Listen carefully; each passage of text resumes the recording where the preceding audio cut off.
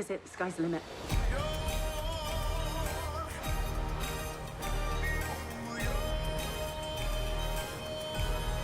Welcome to Davy's Take. Today we are talking about Problemista, the new film written and directed by Julio Torres. Alejandro is an inspiring tour designer from El Salvador, struggling to bring his unusual ideas to life in New York City. I'm always excited to see a film debut from a young director, and that's exactly what Problemista is. This is the first film that Julio Torres is directing, and he's also writing it. He's also had some writing experience, specifically with Saturday Night Live, and I'm happy to say that Problemista was an impressive directorial debut by Julio Torres. But not everything in the film is perfect, and we'll talk about those issues later, but I have to say I really do appreciate the style of filmmaking because it really feels like it's his vision. There's a lot of strange and bizarre sequences here, but it really works for the film. It makes the experience so much more fun. But some of these sequences are very funny and they really do elevate some parts of the film.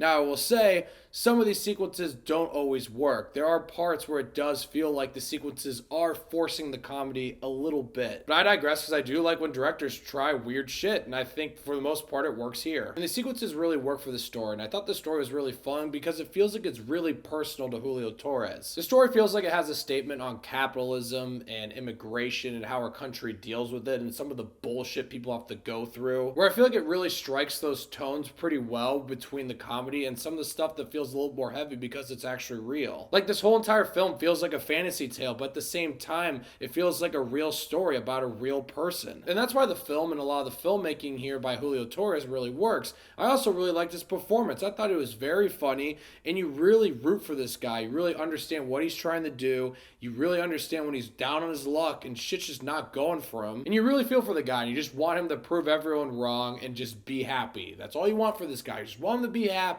But the best performance in the film is Tilda Swinton. She is very funny here because she's like the worst person ever. She is by far the worst person you would want to work with. But the film does a good job. At some points, you feel some sympathy for her. You actually feel bad for a character, even though she's saying and doing all these awful things. And that has to do with the script, 100%. But I also think it's because Tilda Swinton is giving a pretty great performance. But like I said before, the film isn't perfect. There are definitely points where the comedy isn't landing, and it feels like they're just fitting in comedy just because they have to. And I think for the most part, the messaging here about what this film is trying to say is very subtle, but there are points where it does feel like it's a little on the nose. It feels like it's being a little too obvious. I like when films are a little bit more subtle. And there are things that happen towards the end of the film between two characters. One character does something to another character, and if I was that one character, I would want nothing to do with this other character. And I get it, there is an outcome that happens between those two, but I just feel like it felt a little too unrealistic. I feel like that character would be like, what the fuck? But then I digress again because there are parts towards the end of the film that I really did enjoy some of the character development between these two characters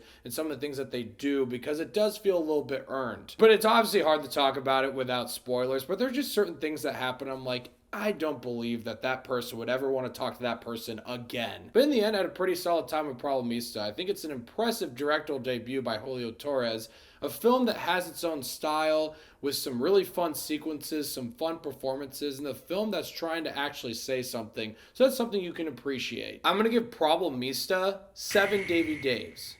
I'm pretty sure this film was released in August, but then it wasn't really released in August, so it kind of got a release date, and then it got pushed back to March because of the strikes, I think. I could be talking out of my ass. So I guess what I'm trying to say is I think a lot of people have already seen this film in August, but then no one could see this film, and now everyone's going to see it in March.